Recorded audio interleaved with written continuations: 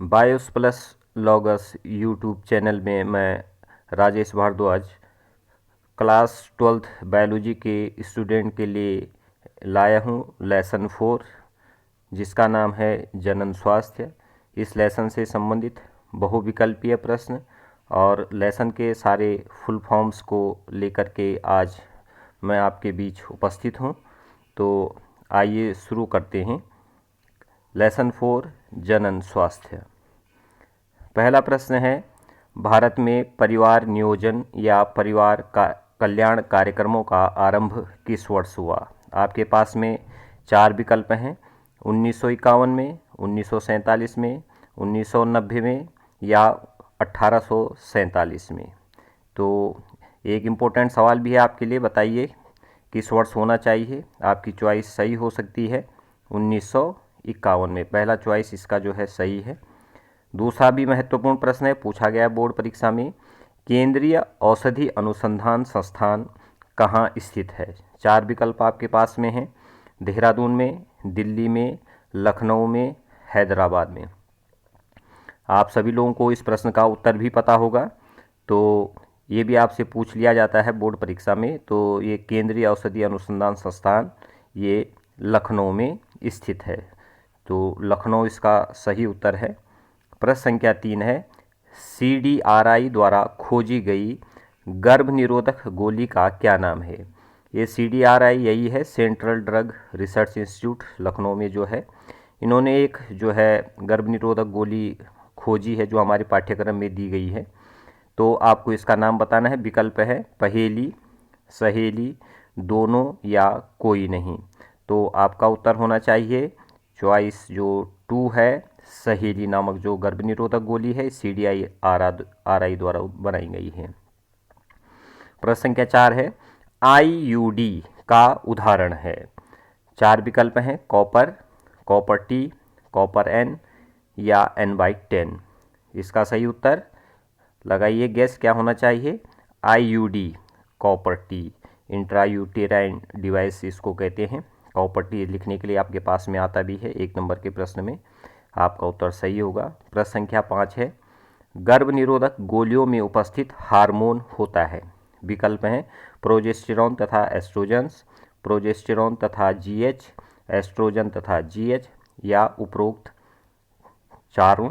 ये आपके पास विकल्प हैं, तो आपका उत्तर होना चाहिए पहला, प्रोजेस्टेरॉन तथा एस्ट्रोजन। गर्भ निरोधक गोलियों में ये हार्मोन सम्मिलित होते हैं। प्रश्न संख्या 6 है, गैर स्टेरॉयड गर्भ निरोधक गोली है? 4 विकल्प आपके पास हैं, सहेली, पहेली, दोनों या कोई नहीं। तो आपका उत्तर पहले की तरह सही होना चाहिए। ये जो है सहेली गर्भ निरोधक गोली है, ये इसमें स्टेरॉयड्स नहीं होते हैं, गैर स्टेरॉयड गोली है। तो आपका उत्तर होना चाहिए सहेली। अगला प्रश्न है, हफ्ते में एक बार खाई जाने वाली गर्भ निरोधक गोली है? इसमें भी 4 विकल्प हैं, सहेली, पहेली, दोनों या कोई नहीं। तो आपकी चॉइस इसमें भी वही होनी चाहिए, सहेली। ये CDRI के द्वारा बनाई गई गर्भ निरोधक गोली है, तो ये हफ्ते में एक बार खाई जाती है। तो इस विकल्प का जो सही विकल्प है वो इसमें भी सहेली है। अगला प्रश्न है, पुरुषों में स्थायी गर्भ निरोधक उपाय कहलाता है? ये भी इम्पोर्टेंट सवाल है, ट्यूबेक्टोमी, वैसेक्टोमी, MTP या सहेली। तो बताइए क्या होना चाहिए? इसका आंसर भी हमारे पास होना चाहिए वैसेक्टोमी। वैसेक्टोमी जो पुरुष होते हैं उनमें परमानेंट जो है गर्भ निरोधक उपाय होता है। प्रश्न संख्या 9 है, महिलाओं में स्थायी गर्भ निरोधक उपाय कहलाता है? प्रश्न में थोड़ा सा मिस्टेक हुई है, स्थायी को शब्द गलत है, स्थायी गर्भ निरोधक उपाय कहलाता है महिलाओं में। 4 विकल्प हैं, ट्यूबेक्टोमी, वैसेक्टोमी, MTP या सहेली। तो इसका उत्तर होना चाहिए महिलाओं में, इसी को जो है हम जो है ट्यूबेक्टोमी कहते हैं, जिसको नसबंदी नलबंदी कहा जाता है महिलाओं में, तो इसको ट्यूबेक्टोमी कहा जाता है। ये आपसे पूछे भी जाते हैं, तो इसका आंसर है ट्यूबेक्टोमी। अगला प्रश्न है, MTP को कानूनी स्वीकृति कब मिली? 1971 में, 1951 में, 1991 में या 2001 में? MTP medical termination of pregnancy. तो इसका उत्तर होना चाहिए, पहला चॉइस इसका सही है 1971 में। अगला इम्पोर्टेंट सवाल है, निम्न में से कौन यौन संचारित रोग है? 4 विकल्प है, सुजाक, पोलियो, मलेरिया या हाथी पांव। तो एक सरल सवाल आपके लिए है, इसका उत्तर होना चाहिए सुजाक। सुजाक इसका जो है सही सवाल है, सही उत्तर है। प्रश्न संख्या 12 है, ZIUT में भ्रूण होता है 8 ब्लास्टोमियर्स तक, 20 ब्लास्टोमियर्स तक, 50 ब्लास्टोमियर्स तक या 71 ब्लास्टोमियर्स तक। तो इसका उत्तर होना चाहिए, इसका उत्तर है 8 ब्लास्टोमियर्स तक, ये इसका उत्तर जो है सही है।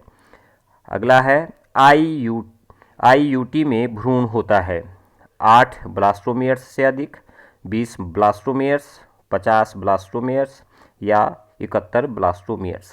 तो इसका उत्तर 8 ब्लास्टोमियर्स से अधिक, ये उत्तर इसका जो है सही है। ये इस लेसन में हमारे पास में जो विकल्पीय सवाल बन सकते हैं वो इतने ही हैं, और इसके अलावा जो हमारे पास में अब जो है इसमें 1 नंबर के लिए महत्वपूर्ण चीज़ें हैं वो शब्द विस्तार है, फुल फॉर्म्स हैं। तो काफ़ी फुल फॉर्म्स इस लेसन में जो है दिए गए हैं, जो हमारी टेक्स्ट बुक है वहीं से हमने इनको जो है लिया है, ये कोई भी बाहर से नहीं है, सारी टेक्स्ट बुक से ही हैं। तो इन पे जो है आप इनको नोट कर सकते हैं और इन पे आप नज़र बनाए रखेंगे, निश्चित रूप से इनको याद कीजिए, तो ये जो है आपके लिए लाभदायक होंगे। तो पहला जो शब्द विस्तार हमारे पास है WHO, world health organization, Hindi में इसको विश्व स्वास्थ्य संगठन कहते हैं। आप जो है हिंदी या अंग्रेजी किसी एक भाषा में लिख सकते हैं। अच्छा तो ये रहेगा कि आप जो इसको इंग्लिश में लिखें, क्योंकि आप इंग्लिश सब्जेक्ट भी पढ़ते हैं, लेकिन कुछ में यदि आपको इंग्लिश में जो है दिक्कत आती है तो आप जो है हिंदी भाषा का भी प्रयोग कर सकते हैं। तो WHO, वर्ल्ड हेल्थ ऑर्गेनाइजेशन, विश्व स्वास्थ्य संगठन।